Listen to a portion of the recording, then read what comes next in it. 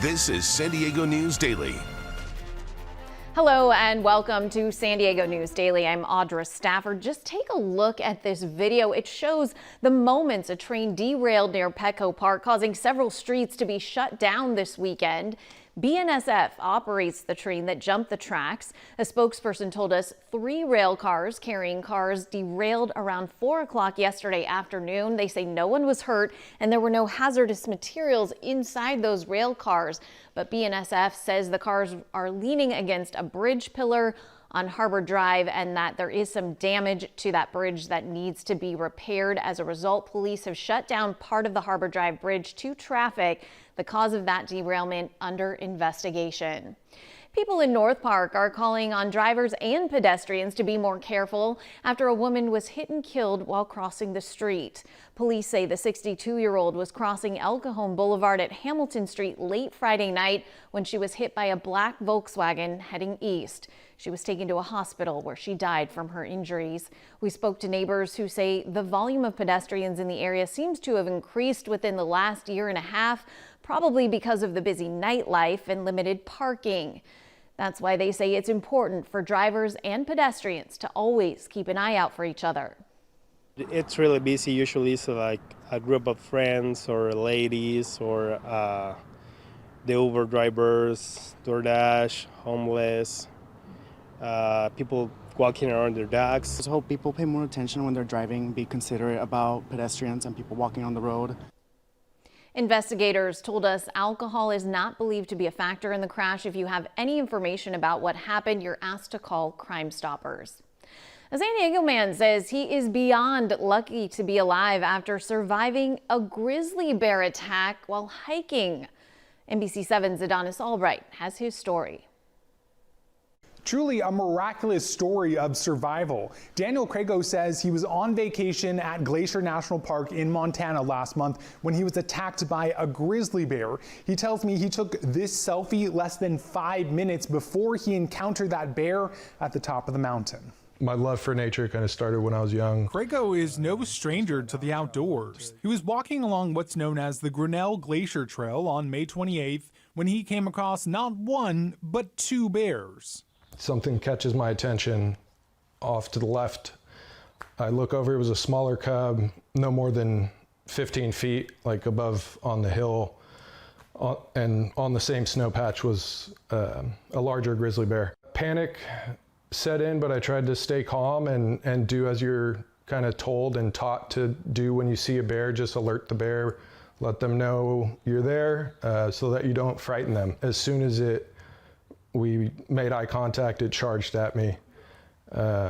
Took kind of 2 steps and then leaped at me, you know, open arms and a roar. And I was kind of like this and leaned threw my arm up in self-defense, protect my face. And thankfully that's what it bit. As soon as it started running at me, kind of the thought of this is it went through my mind.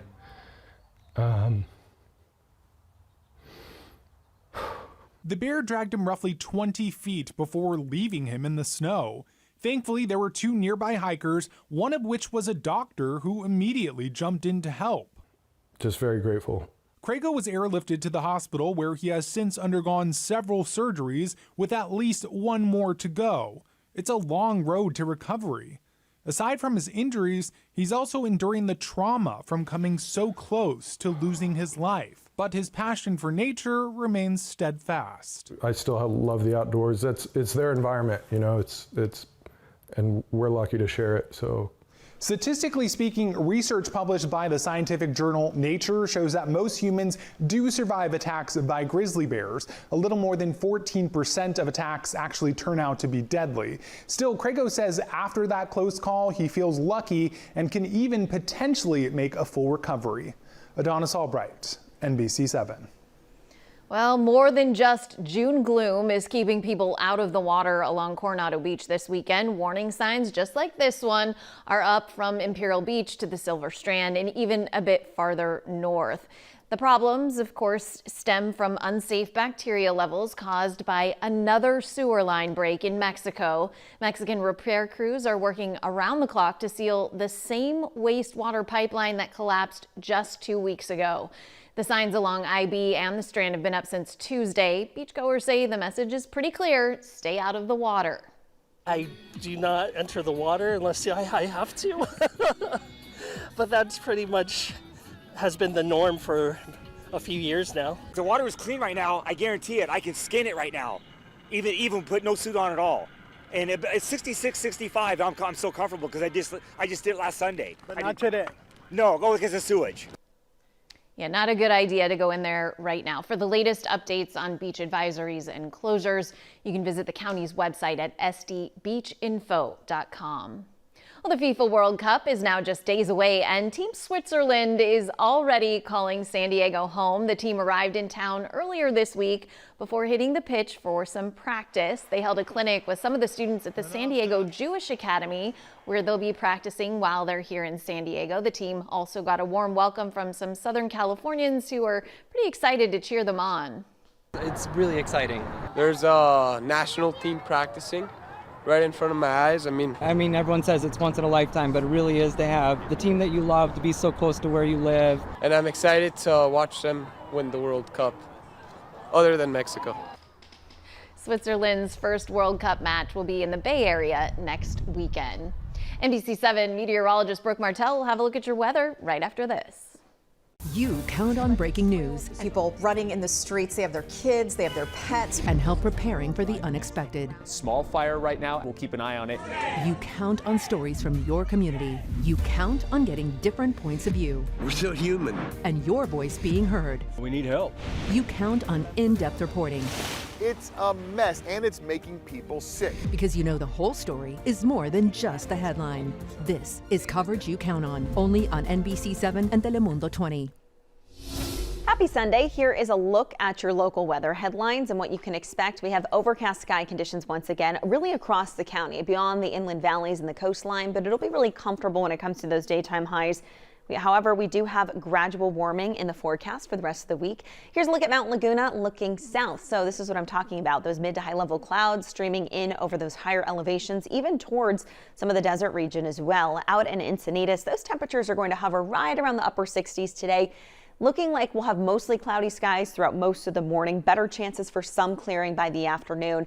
Keep in mind, we still have that high rip current risk. So if you plan on heading to the beach, you want to get in the water, check in with a lifeguard when you get there just to see what those conditions are like, because this can be very dangerous. Those rip currents can quickly pull swimmers and surfers away from the coastline. And today, for countdown to 26 ahead of World Cup, you could see Colombia will take on Jordan at Snapdragon Stadium. And temperatures low 70s by 4 o'clock once the game starts. It's going to be really nice out there as well. You'll get a little bit of that cloud cover leading up to that, and more clouds later on tonight. But by this afternoon, upper 60s to the low 70s up and down the coast. Low 70s to about the upper 70s today for the inland valleys. 70s and 80s for the mountains. A little bit breezy there at times. We have some of that onshore flow, those westerly winds, again, helping push that cloud cover to this portion of the county.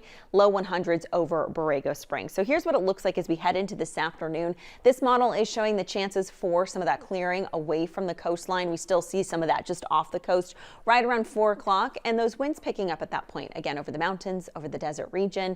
More cloud cover later on tonight into early tomorrow morning. And a preview of what you can expect by midweek when conditions start to warm up a little bit more. High pressure starts to build over the west. We're really going to be close to where we should be for this time of the year for places like San Diego International Airport, Miramar, North Island, Chula Vista. But over some of our inland valley communities will begin to trend above seasonal norms. That means temperatures generally from the 80s, but some areas as we head into the weekend could actually reach the low 90s. Here's a look at the 10-day forecast. Low to mid 70s for you over the coastline, but again, a good mix of 80s for the upcoming week over the interior with some areas that could reach 90 degrees. Same thing will go for your mountain communities in the desert region. This is where the heat risk will be elevated. Those temperatures are inching closer to about 110 by Thursday, but could get up to about 112 degrees. And we stay just warm, dry, hot over that area in particular, even through the following week. Audra.